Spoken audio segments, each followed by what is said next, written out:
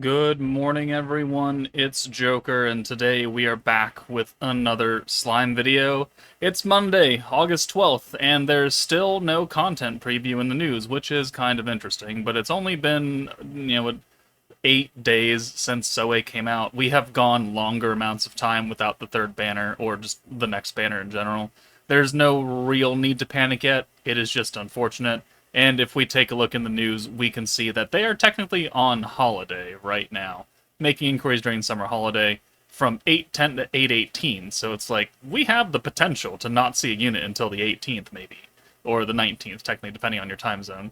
I don't know if that's actually going to be the case, but it's definitely there. But they have graced us with the best event in the game, the Kaijin Excavation Core. It is only around for 3 days and change, technically like almost 4 days.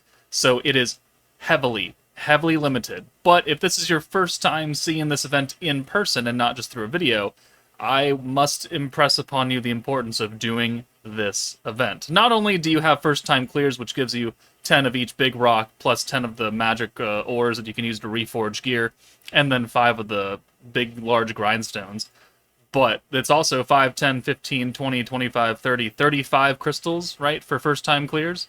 So, I mean, that's a single and change. Yeah, it's not a lot. I'm not going to try and kid yourself into that, but hey, crystals here, crystals there, it does add up if you're not stupid with them. But the most important thing is the sheer amount of materials you get out of this stage. So let's just do the red rock stage, for example. We're going to use this team because it's got type advantage against Earth anyways, so it'll work as a good example.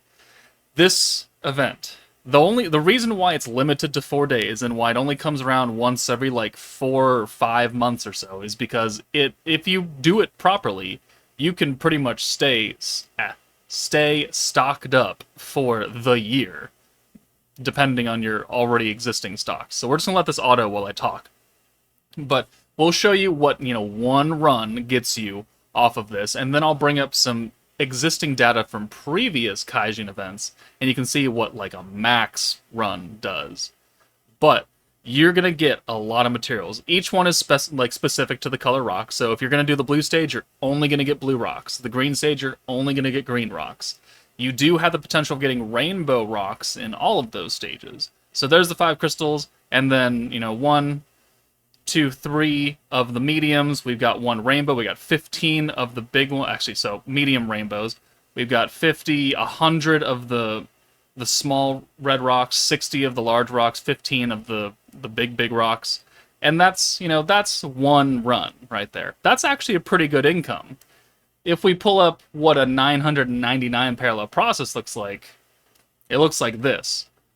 43 rainbow big rocks, 2,000 big red rocks, 6,750 medium, and 14,500 of the small rocks. Everybody uses these rocks, right? Especially red ones, because most characters have attack stats, and they need more red rocks than anything else in their ability board. And if you don't know what I'm talking about, let me pull it up for you really fast, because you need these to max them out. Let's go to a character that's not done. Oh, that might actually be rough. Hold on. All right. Old Octane characters, right? So each color, each little node has a color: blue, red, green, yellow. Each one takes a certain color rock, right? 2,000 of these, 15 of the big rocks and 1 of the big rocks. But if you go back down to the board, you only need 3 of the red ones because she's defensive and healing focused, so she gets extra defense stuff right here. But it's the same across the board. Dino is also the same. Whatever, you are shit. But each colored rocks will be used. You need more reds than really anything else. The oranges, much less so, and then the light blues, they're only for protectors, so you'd need the least amount of these light blue ones. But all the other ones, you will eventually use them. And if you're getting 15,500 of the small ones, and what was the number that we pulled up? I deleted it. Okay, well, we can bring this one up. This is the green one. So 16,500, 1,700, 44 of the big rocks. Like, these are numbers that you cannot ignore.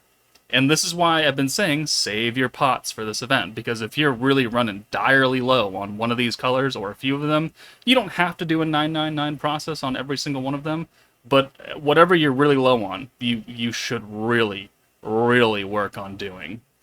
Because then you can be stocked up, and then you never have to really do the normal event in the training tab, this ability release quest, for a couple months, at least until probably the next Kaijin event comes out. So that is the rock stages. Again, if you check the details, you can see the specific colors, also the rainbow rocks. These rainbow rocks are very important because they get very costly for EX characters on their EX boards. And then down here, we have the forging materials excavation, which has the wind and water and dark magic cores of all colors, so you have a random chance of getting all of these. It also has the materials you need to make the low, medium, and high tier gear. This is good because if I pull up my own data on this is what a 999 parallel process looks like for this stage. So let's let that ride. 57 big fangs, 625 of the reforge or gear making rocks, 56 of the feathers, 13 earth cores, 15 wind cores. They are random, so like 11 fire and space. This is what I generally do when I don't need to do rocks anymore, is I would just do this event, because it gives me plenty of materials to use for reforging gear and making new gear. Thing that you're going to use also a lot, especially if you are getting a large in-source of units, or influx of units, because you have all these free ticket summons from the part 1, 2, and 3 ticket banners that we've had for the Season 3 stuff. You also will need, the different colored rocks as well for all those characters. So definitely do that first, because they're dedicated. There's no RNG. You just get whatever color you need. But the gear stuff is very, very impactful as well. If you need to make, some sets of gear for specific characters. Like if you only have one team, and they're all earth and fire, like Prosper or whatever, dark and light, then you don't need to do this stage as much, because you probably already have gear for them. You don't need earth cores and wind cores for wind and characters you don't have. It's probably better to stock up on these rocks. And then the final stage is the Grindstone stage. It literally only gives Grindstones and these magic ores. Historically, I have done parallel processes on these of varying degrees up to the 999. This stage, I think, is by far the weakest one. The income you get from large processes versus how much of these large, medium, and small grindstones you get is really not that big. Not nearly as impactful as these other stages are. And this is probably the most easiest resource to get. Quote me on that. I don't know if I should, actually.